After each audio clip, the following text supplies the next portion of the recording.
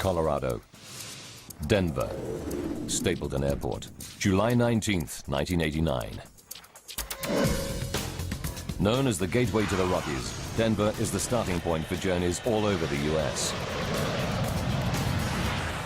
1,300 planes take off from here every day, carrying over 75,000 passengers. It's the peak of the summer season, and Stapleton is packed with vacationers and business travelers.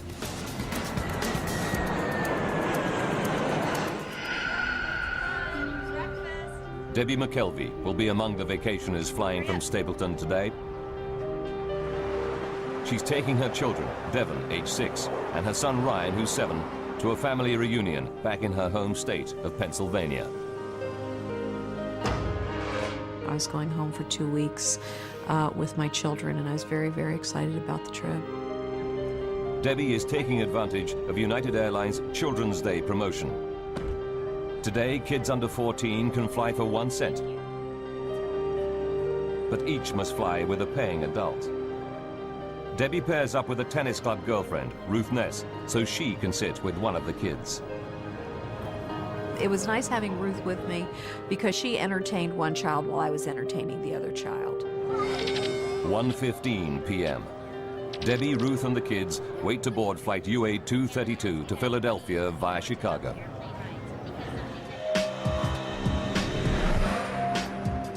Commanding the flight is Captain Alfred C. Haynes. His cabin staff reported a minor electrical fault in the galley on the previous leg, but engineers have given it the all clear. Captain Haynes is a veteran pilot with 7,190 hours logged in the DC-10. The passengers will be in safe hands today. The DC-10 is a great airplane to fly. I think I was termed an old man's airplane because it's so simple to fly. At this time, in the late 1980s, there are over 400 DC-10s in service. But it's a plane with a troubled history. Windsor, Ontario, 1972. A cargo door blows out on a year-old DC-10, causing severe decompression. The pilots managed to land the plane safely. 2 years later, a door comes off a Turkish Airlines DC-10 flying out of Paris. This time, the violent decompression tears the plane apart in midair. All 346 people on board die. McDonnell Douglas finds the fault and fixes it. But the reputation of the DC-10 never fully recovers. The DC-10 making flight 232 today is in its 17th year of service and has flown over 43,000 hours. So far, without incident. Today should be no different. Jerry Schemmel is Deputy Commissioner of the Continental Basketball Association and a frequent flyer. I was never a nervous flyer. I always kind of enjoyed flying. I took my first flight at age 18. I always enjoyed it. Jerry is flying to Columbus on business with his boss and great friend, Jay Ramsdell.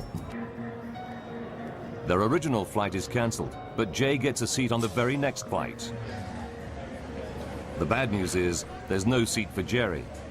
Jay decides to stay with his buddy and wait for an even later plane. I didn't think much of it at that time. I thought it was a nice gesture. I thought to myself, I hope I would have done the same thing.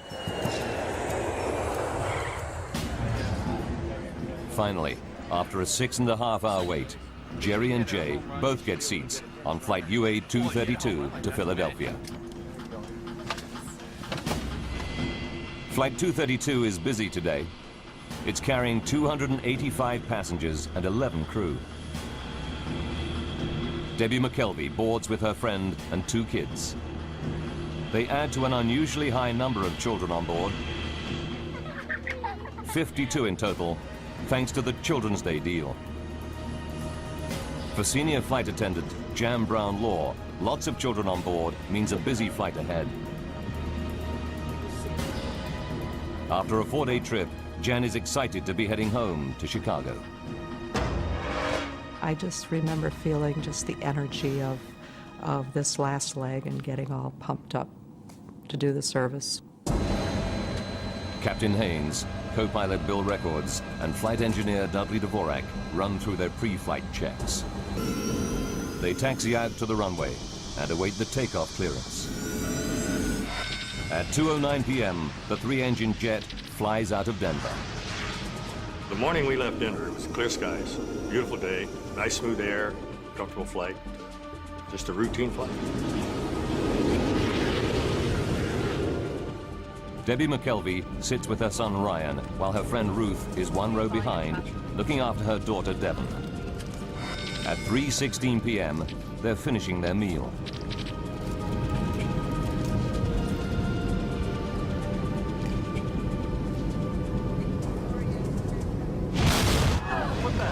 Suddenly, out of the blue, a terrifying blast rips through the plane. The first thing I thought was a bomb has gone off. I really did. I thought someone had planted a bomb, it had been detonated, and we started to drop. The only way I can think to explain it, it's like if you're driving down a highway and you hit a pothole. Jan Brown Law fears it may be a breach in the plane's fuselage. I instinctively sat down on the floor and held on, not knowing if it were a decompression, that everything that isn't tied down securely is going to be sucked out. There's no sign of any visible damage inside the plane. But up in the cockpit, Captain Haynes scans the engine instruments and quickly realizes that his number 2 engine is malfunctioning. I've never had a jet engine fail in flight. Only in the flight simulator, never in flight. But this time, it's happening for real. 3:17 p.m. Captain Haynes' priority is to shut down the problem engine. He's not too worried. The DC-10 can fly comfortably on its remaining 2 wing-mounted engines. Haynes follows the shutdown procedure and cuts off fuel and power to the number 2 engine.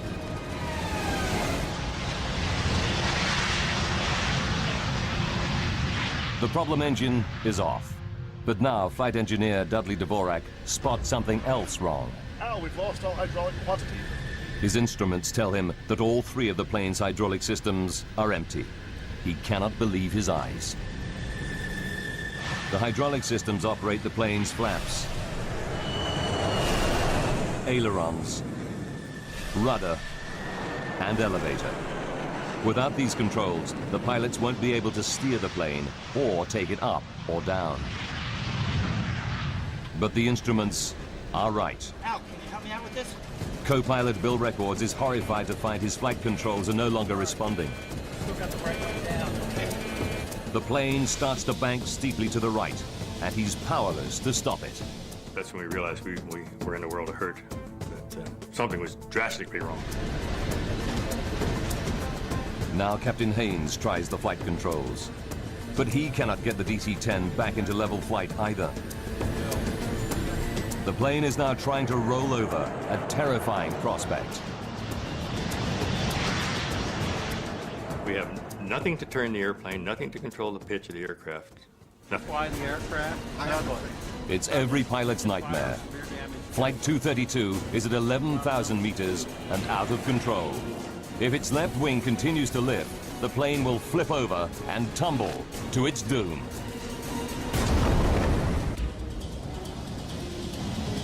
United Airlines Flight 232 is down to 2 engines. Worse still, the plane has lost all conventional flight controls. Despite everything that Captain Haynes tries, the plane seems bent on turning over. Back in the cabin, the passengers feel the plane banking steeply. Now, my son at 7½, he had always been a people watcher. And he looked around and he said, something's not right here. You could feel the turn. You could feel the sensation physically of your body leaning off to the right side. I remember feeling that, thinking that was very unusual. 3:18 p.m. The left wing is so high that the plane is in an extremely steep bank. Al Haynes knows that within a few more seconds, it will roll over and tumble out of control. Keep helping reduce it a little bit. There is just one old aviator's trick left to him. If it fails, Flight 232 is doomed.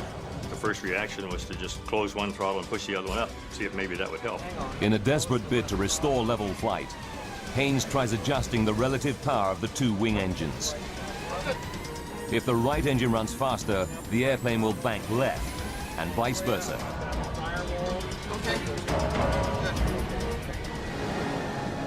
It works. Captain Haynes is able to pull the plane out of its roll. He still has no flight controls, but he regains a crude form of steering by using the throttles. But Haynes finds that he can only make right-hand turns. 3:20 p.m.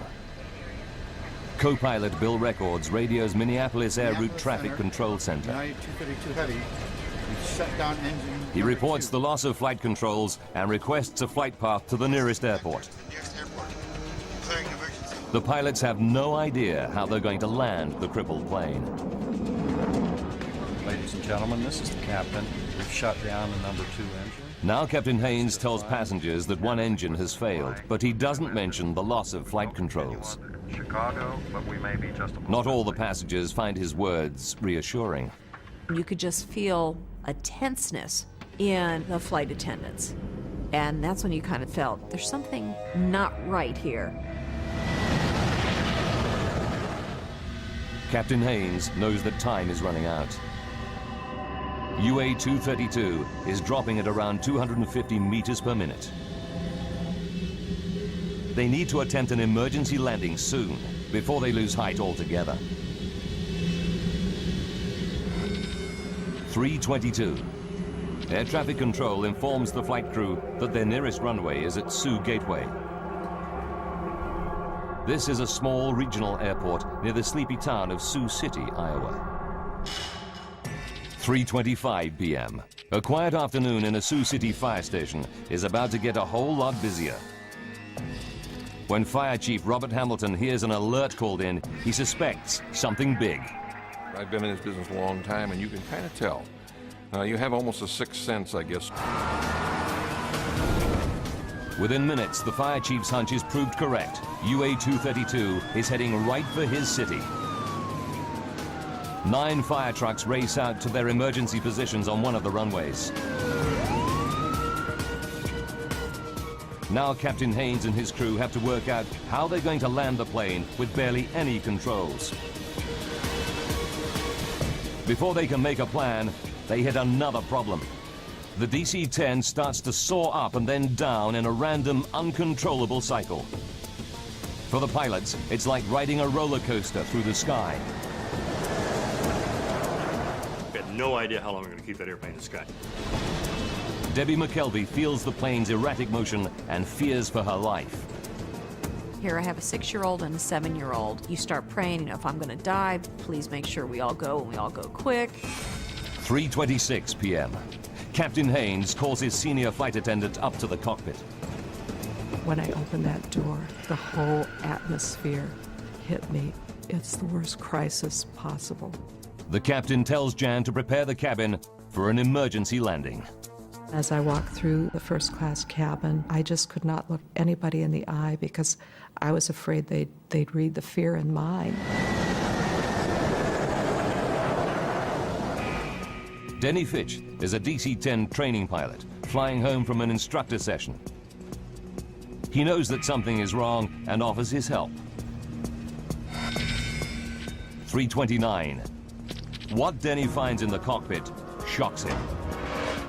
It was an amazing scene for me because both the pilots were in fact on the controls. Both of them, their tendons in their forearms were raised from effort. Their knuckles were white from grip. As an expert training pilot, Denny Fitch is ready for any emergency, but he's never seen anything like this before. I was dumbfounded because it was unheard of. As a matter of fact, there was no procedure for it, having no hydraulics. The first thought that came to my mind, to be honest, was that I was going to die that afternoon. Ladies and gentlemen, Captain Haynes now tells his passengers the plane is damaged and they'll be making an emergency landing in Sioux City. this landing's a little different than you're used to. 296 people could lose their lives.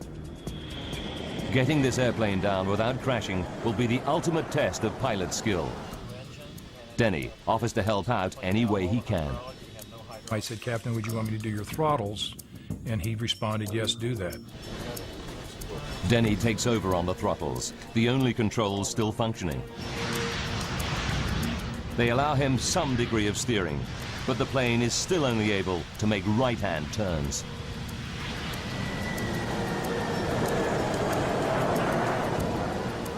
As far as I'm concerned, he's now the fourth member of the crew because he was willing to step in there and help us any way he could.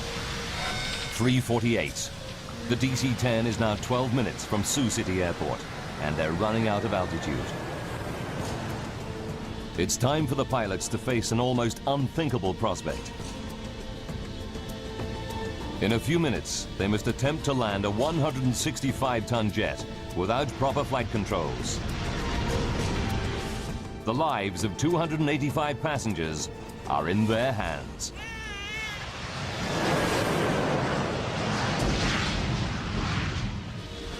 The pilots must now try to line up for the final approach into Sioux City Airport.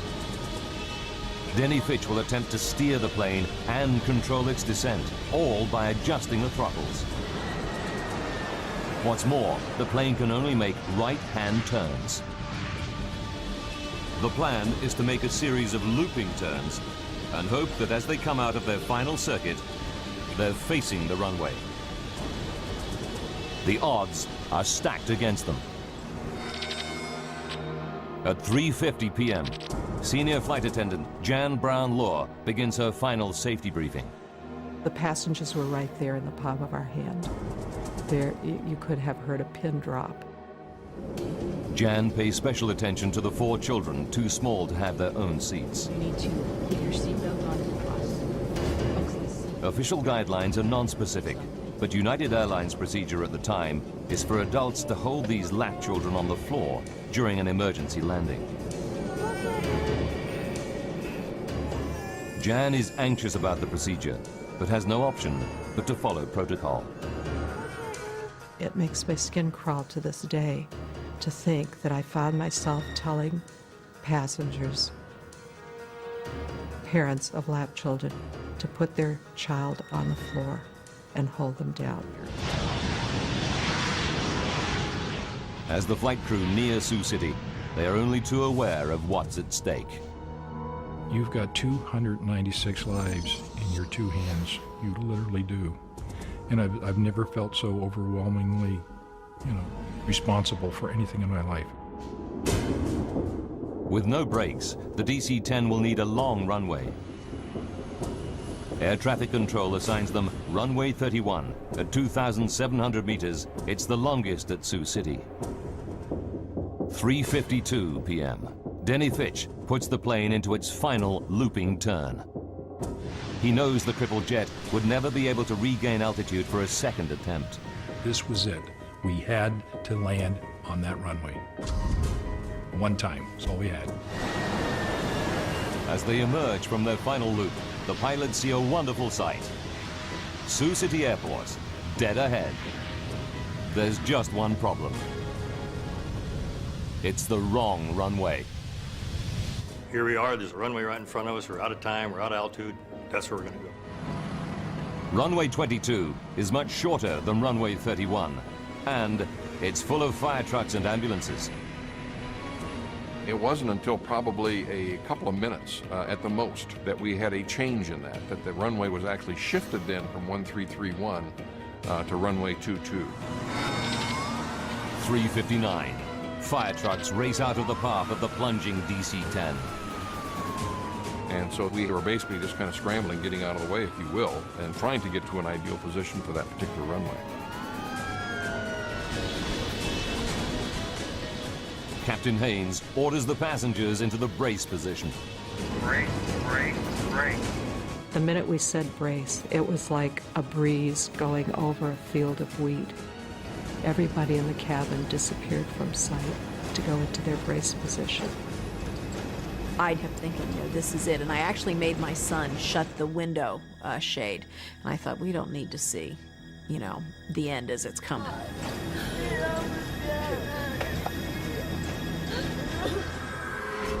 As the pilots desperately try to line up the airplane with the runway, they realize they're still coming in at 400 kilometers per hour, around 150 kilometers per hour faster than normal. But with no control of the flaps, they cannot slow the descent. The alarm sounds from the ground proximity warning system.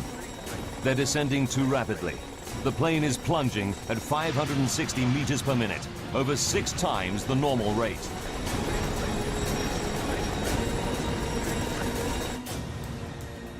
Down on the ground, a local news crew races into position to cover the crash landing.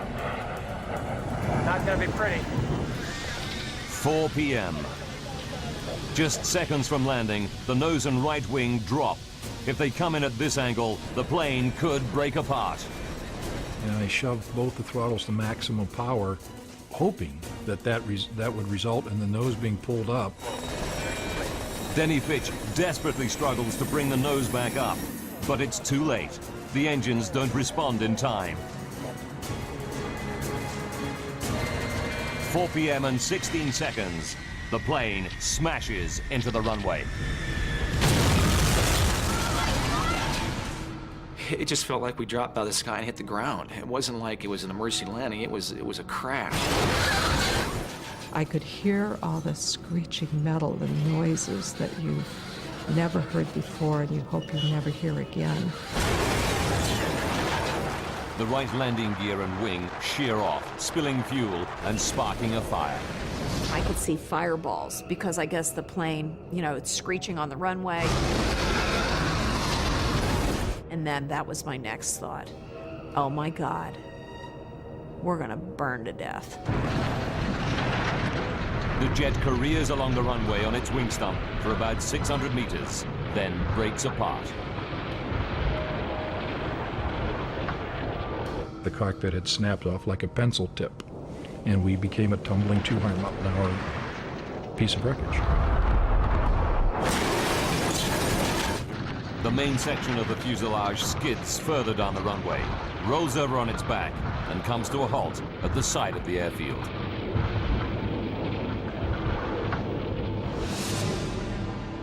The plane is split into 3 main pieces: cockpit, tail section, and middle passenger section. Dozens of surviving passengers flee the burning cabin. Fire trucks and ambulances race to help them. Emergency workers arrive to an horrific scene of dead and injured passengers.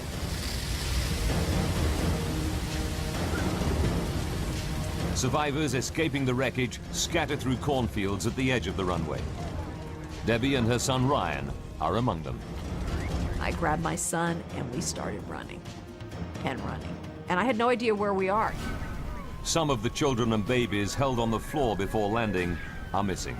The violence of the crash tore them from their parents' grasp. One grief-stricken mother confronts flight attendant Jan Brown-Law. And she just looked up at me and she said, "You told me to put him on the floor, that it would be all right." And I thought, I'm going to live with those words for the rest of my life. The child, 23-month-old Evan Zhao, tragically died in the burning jet. In the chaos of the crash, Debbie McKelvey and her son Ryan managed to get out of the wreck. But she can't see 6-year-old daughter Devon anywhere. So then you start really thinking, why didn't I have both of them? And it's just a horrible, horrible sinking feeling. Jerry Schemmel escaped the cabin unhurt. But now he hears a baby's cries. Despite the choking fumes, he ventures back inside the burning aircraft. I didn't think if I go back in, the thing will explode or I might not find my way back out. I just reacted. I heard the cries of baby, and the next thing I know, I'm back inside the aircraft. As the central cabin section burns, it starts to fill with toxic fumes. Smoke like this can kill in minutes. Parents like Debbie McKelvey fear that their missing children could still be somewhere inside the blazing jet. Flight 232 crashes at Sioux City Airport and lies in a smoking ruin at the edge of the runway. Survivors flee the crashed airliner, but a baby's cries draw passenger Jerry Schemmel back inside. So I finally got right over top of the crying, and I'm feeling around, and there's a baby stuck inside this overhead bin. I just grabbed the baby with one arm and scooped her out of a hole. I got back on my feet, found the opening, just kind of aimed for the sunlight, and shot out the plane the second time. Jerry's actions probably saved the baby's life. But Debbie McKelvey is desperate. She fears her daughter and friend have not survived the crash. Then, suddenly, she spots a face. It's her 6-year-old daughter, Devon, emerging from the smoke. It was the absolute best feeling because she was there and she was okay. While passengers flee the wreckage, Captain Haynes and the flight crew are trapped in the cockpit. The plane's nose has buried itself into the soft earth beside the runway. It's the last place the rescuers reach. They have to use a forklift and cutting equipment to get through the twisted wreckage. It takes 30 minutes to reach the pilots. At 5 p.m., rescuers pull out all 4 pilots, seriously injured, but alive. I remember the pat on my chest, and his words to me were, "You're okay, buddy, I'm here, I got you, you're gonna be okay." And I felt this tremendous relief. The flaming wreck of UA-232 burns for over 2 hours. 9 helicopters and 34 ambulances evacuate survivors. Jerry Schemmel's thoughts turn to his buddy, Jay, whom he lost sight of in the crash. Jerry hopes that he might have made it, but as time goes by, he loses all hope. I had a pretty good hunch 8 hours after the crash, when he didn't show up anywhere, that he wasn't a survivor. Jay Ramsdell is one of 111 passengers who lose their lives in the crash. 1 flight attendant is also killed. 11 children are among the dead. Remarkably, 184 people survived the Sioux City crash. But for the pilots of Flight 232, any number of deaths is a tragedy. Training pilot Denny Fitch learns how many died when his wife visits him in hospital.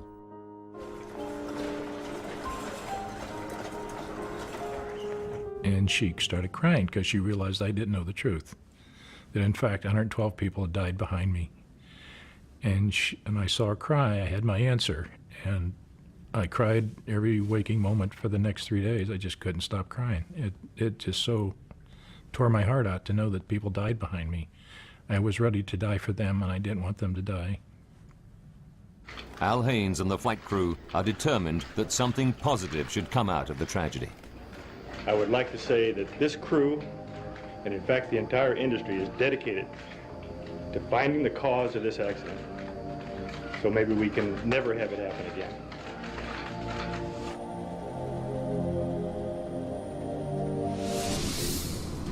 The National Transportation Safety Board, or NTSB, dispatches an investigation team to Sioux City. With 427 DC-10s still in service all around the world, they need to find out what happened to the plane, and quickly. Frank Hildrup leads the team, analyzing the aircraft structure. There's a lot of apprehension and anxiety, of course, that we always go into these things with, and I was fairly new at the time. I had not been with the agency but for about 9 months. Hildrup and the NTSB team arrive in Iowa 9 hours after the crash and get straight down to work. The investigators' first priority is to try to recover every piece of the wreckage so that they can reassemble the aircraft. It's a mammoth task. It was such an immense accident scene that we just knew we had a long investigation ahead of ourselves. The crash scatters thousands of fragments of debris over a distance of 1 kilometer. Emergency services and the National Guard mobilize hundreds of personnel. They scour every square meter of land around the runway. The tiniest component might tell them what triggered the crash, as investigator Jim Wildey knows only too well. If you want to understand how the airplane came apart, If you want to understand the interrelationships of various pieces, it is very useful sometimes to put the structure back together. Investigators interview the 4 pilots to explore the bizarre loss of controls they reported during the flight. Now we've lost all hydraulic pressure. Captain Haynes and the crew confirmed that shortly after the dramatic failure of their number 2 engine, all their hydraulic systems went down. It mystifies investigator Frank Hildrup. I know personally I wasn't prepared for dealing with an airplane crash where it had lost all of its hydraulics. Extremely unique event and something I personally had never encountered before. Hydraulics operate all the flight controls on the DC-10. The flaps that help control descent. The elevators that pitch the plane up and down. The rudder that steers it. The ailerons that make it bank. Pressurized fluid inside hydraulic lines operates these mechanical controls. There are 3 separate and independent hydraulic systems. Even if one system is breached, it should not cause the loss of hydraulic fluid in the others. To lose fluid from all 3 systems at once is almost impossible. Experts put the odds at 1 billion to 1. Then, an unexpected find. Farmers 90 kilometers from Sioux City report aircraft wreckage scattered on their land. Investigators examine the debris and find that it includes components from the number 2 hydraulic system in the tail near the failed engine.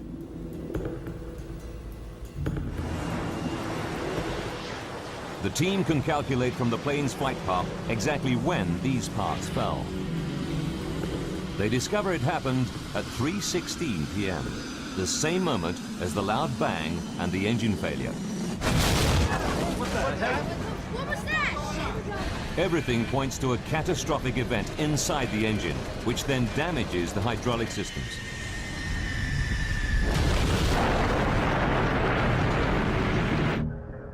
They go back to the wrecked plane and examine every millimeter of its hydraulic lines.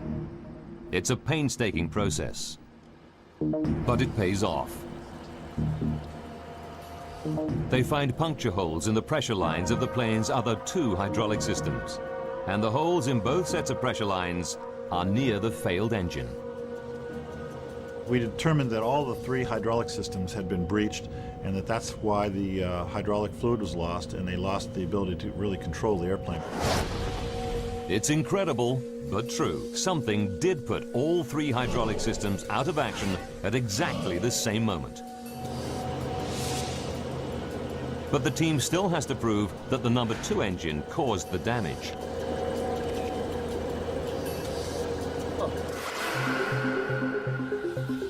They inspect the puncture holes with a scanning electron microscope and find minute traces of titanium. Titanium is used for critical airplane parts because it's tough, yet very light. On the DC-10, the only titanium anywhere near the tail section is inside the number 2 engine.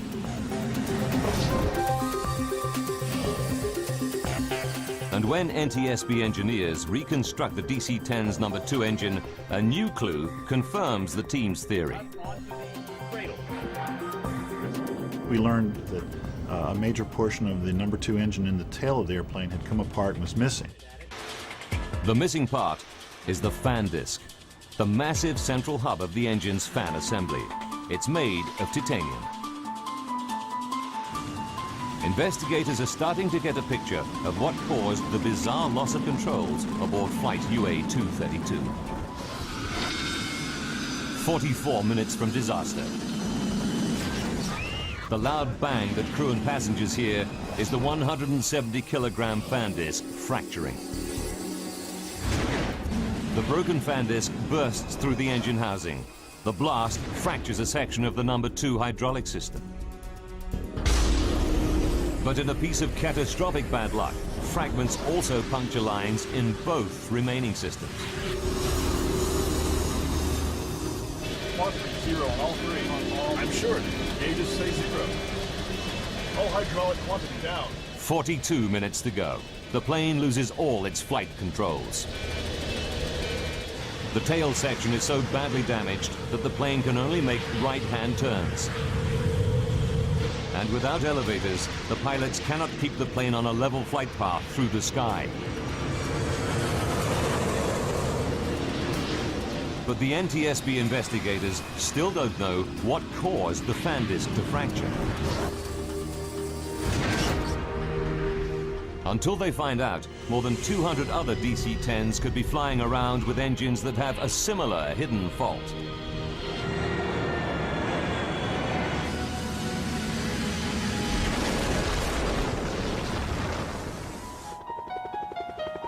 They must locate and examine the missing pieces of fan disc.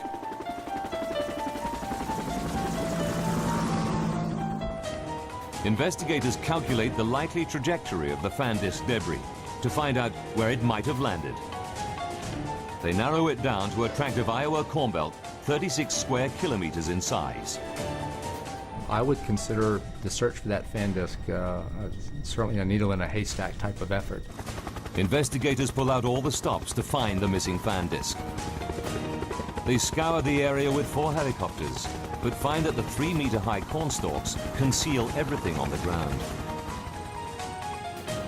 They even deploy infrared cameras to try to locate the pieces. But after weeks of searching, they draw a blank. General Electric, the engine manufacturer, offers members of the public a large reward for the missing fan disc.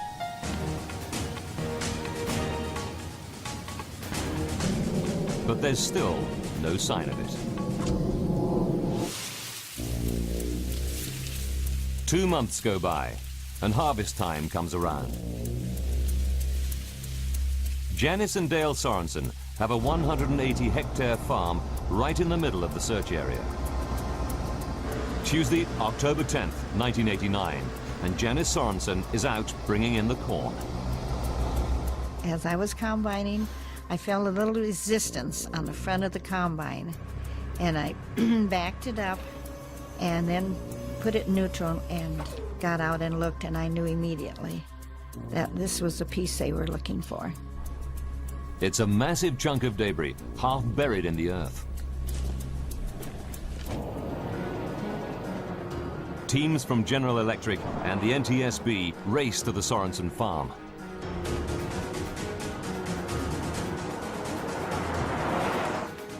Dale and Janice help investigators dig out the piece of wreckage. This is the Sorensens' own video footage of their find.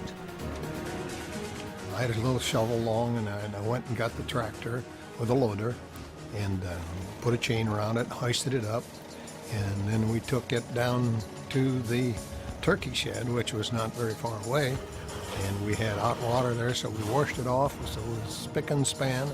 Investigators quickly confirm that the debris is a major chunk of the missing fan disc from flight UA-232.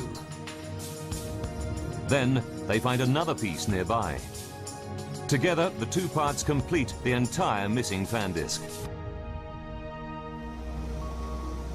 Janice Sorensen learns that her find could hold the key to the disaster. I was very emotional about it. I had some tears. It was a combination of excitement of finding the piece and of the tears for those who'd lost their lives. One more. Janice and her husband Dale collect General Electric's $120,000 reward. They give over half the money to charity. The NTSB can now begin the next phase of their investigation. They fly the fractured fan disc to the labs of the engine manufacturer General Electric to find out what could break apart such a robust metal component. Jim Wildy, a metallurgist by training, examines the fan disc, starting with the main fracture line where it broke apart. He spots something branching off it, a fatigue crack 13 millimeters long. It's rare to find metal fatigue in a fan disc. These components are specifically designed to withstand the enormous rotational forces within the engine.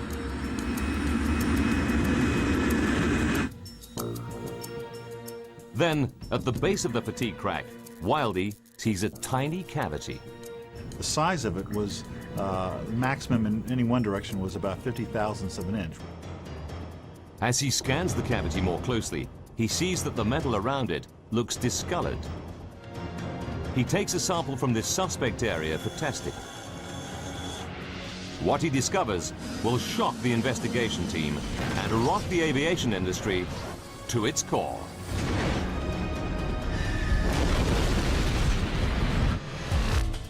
Investigator Jim Wildey examines a tiny cavity in the fractured fan disc from flight UA-232.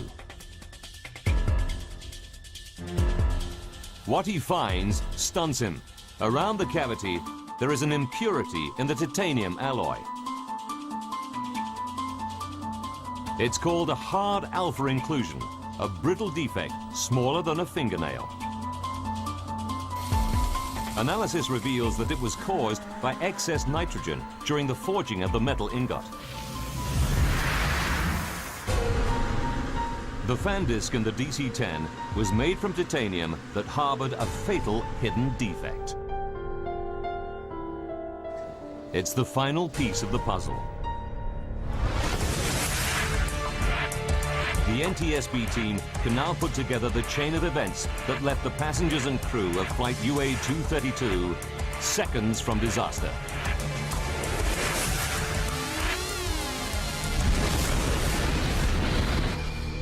As the DC-10's fan disc rotates at 3,800 RPM, the huge stresses initiate a minute crack in the defect. With every flight, it grows fractionally bigger. July 19th, 1989, 44 minutes from disaster. The fan disc has been in service for 15,503 flights over 17 years. The crack reaches 13 millimeters in length.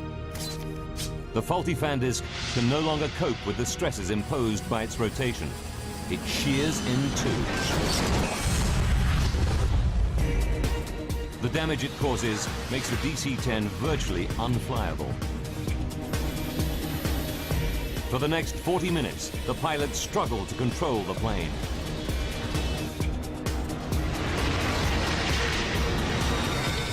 Five minutes to go.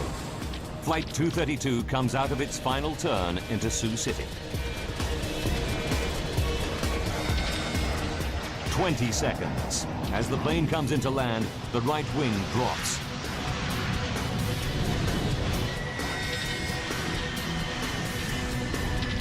Disaster strikes. The right wingtip hits the ground, and the DC-10 careers down the runway.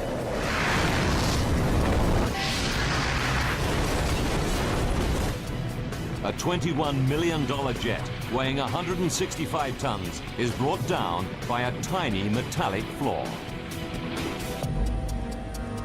For the NTSB investigation team, there's a terrible twist to the tragedy. Investigators discover that United Airlines technicians made a routine inspection of the defective fan disc just 16 months before the crash. They're disturbed. The crack was on the fan disc surface. At the time of the inspection, the crack could have been close to 13 millimeters long. This disc had been inspected before the accident, and we determined that the crack was of a detectable size, but that it just wasn't detected. The NTSB report concluded that the crack was probably missed due to human error.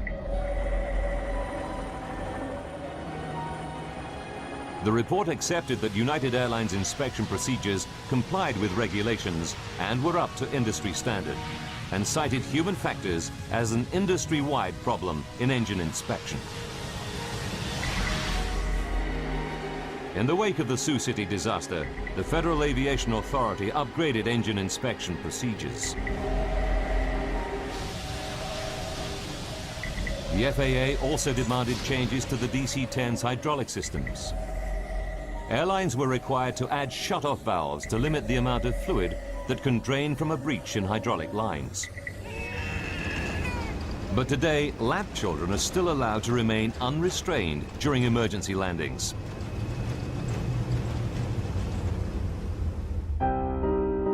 Ever since the crash, Jan Brown Law has campaigned for all children to have allocated seats and safety restraints on airplanes.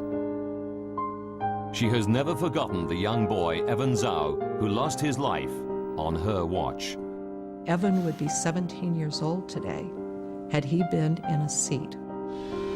Denny Fitch, Al Haynes, and the other crew members received industry awards for their extraordinary professionalism and valor. Jerry Schemmel, who now has children of his own, will never forget the debt he owes the pilots. I've thought about those guys every day for 16 years. I don't think we could have been equipped with a better cockpit crew than what we had. The safety measures triggered by the Sioux City crash transformed aviation safety, not just on the DC-10, but on all passenger airliners. The new rules should ensure that such a bizarre and devastating accident can never happen again.